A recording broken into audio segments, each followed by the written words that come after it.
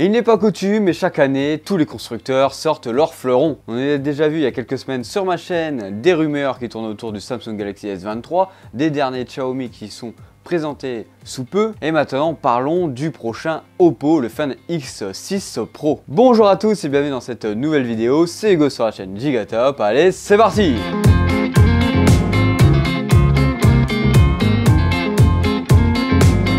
Avant d'aller plus loin, n'hésite pas à t'abonner, à liker, ça fera toujours plaisir à la chaîne. Alors dans une vidéo sortie très récemment, Oppo a fait la démonstration du Snapdragon 8 Gen 2 avec l'option Ray Tracing dans celui-ci. C'est bien sûr une grande mise en avant de leur prochain téléphone, le Find X6 Pro, en montrant la technologie possible en jouant au jeu. Alors pour ceux qui ne savent pas qu'est-ce que le Ray Tracing, très grossièrement c'est une technologie qui permet la stimulation de la trajectoire de lumière et de ses interactions avec l'environnement et les objets autour. Elle rend les effets de réflexion et de réfractation beaucoup plus réalistes.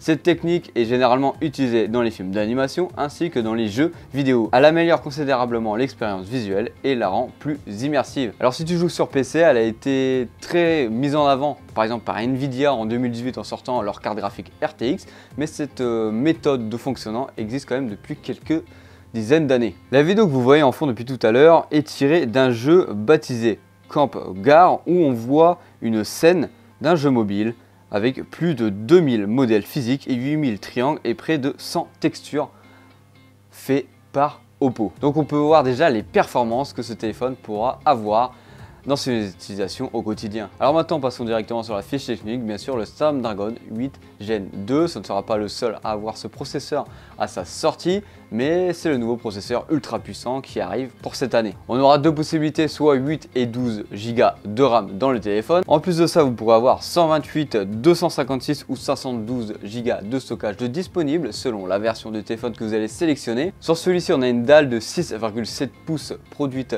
par Samsung Quad HD plus 120 Hz, une bonne grosse batterie de 5000 mAh avec une recharge rapide de 100 watts au maximum et une recharge sans fil de 50 watts. Côté de la photo, qu'est-ce qu'on a? On a un capteur Sony IMX 989 de 50 mégapixels. Les deux autres capteurs, que ce soit l'ultra grand angle ou le zoom optique, on est sur quelque chose de 50 mégapixels. Donc on a trois capteurs 50 mégapixels. En plus de cela, le capteur selfie sera de 32 mégapixels. Bien sûr, côté photo, on est toujours épaulé par la technologie de traitement d'image de chez Oppo. C'est la Marelli Silicon X2 qui marche en grande partie avec énormément d'algorithmes. Bien sûr, cette année, Oppo signe toujours son partenariat avec Hasselblad. Alors parmi tous les téléphones que je vous ai présentés ces derniers mois, pour les prochains téléphones qui vont sortir en début d'année, pour cette nouvelle ère, quel téléphone te hype le plus?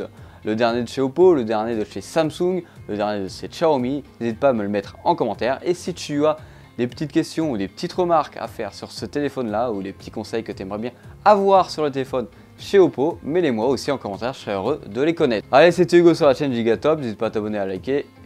Bisous.